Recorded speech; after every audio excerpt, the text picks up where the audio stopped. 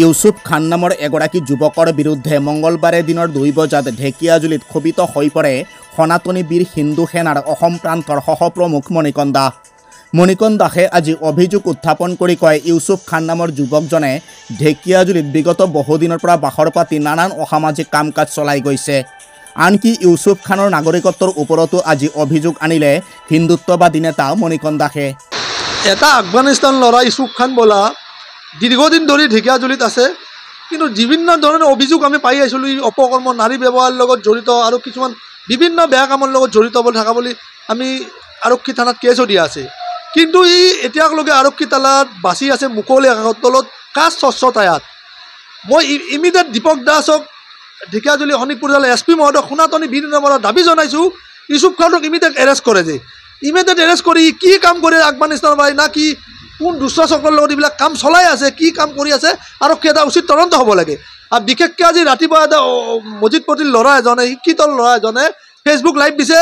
গোটেই ইউসুফ খানৰ গোটেই অপকৰ্মৰ বিষয়ে তেওঁ ফেচবুক লাইভ দিছে। আজি ছবিৰে যিখিনি কথা কৈছে সত্য না অভিযোগ আনিছে, এইটো কথা আৰক্ষী তদন্তত আহি যাব। ইমিডিয়েট ইউসুফ খানক এৰেষ্ট কৰক। এৰেষ্ট কৰি ইয়াত ভোটাৰ লিষ্ট কেনেকৈ ভোটাৰ লিষ্টত নাম উঠালে, কেনেকৈ আফগানিস্তানৰ পৰা এইবিলাক বেয়া কাম কৰি আছে, কাৰ স্বচ্ছতা এইবিলাক কাম কৰি আছে। মাননীয় মুখ্যমন্ত্ৰী হেমন্ত বিশ্ব শৰ্মাক মই দাবী জনাইছোঁ, সনাতনী বিভিন্ন কথা হিন্দু সংগঠনৰ পৰা আমাৰ বিধায়ক অশোক সিংঘাল ডাঙৰীয়াক দাবী জনাইছোঁ, শোণিতপুৰ জিলাৰ SP মহোদয়ক জনাইছোঁ, ইমিডিয়েট ইউসুফ খানক এৰেষ্ট কৰিব লাগে। আৰু ইহঁতে কি কেৰেলাৰ পৰা কোন মানুহ আনিছে, কি কথা এটা তদন্ত হ'ব লাগে। আৰু মই শুনি আছোঁ ইহঁতে বোলে কিবা SIV ঔষধ আনিছে, কি আমাৰ এইবিলাক মনতো নাহে, এইবিলাক ইহঁতে জানিব।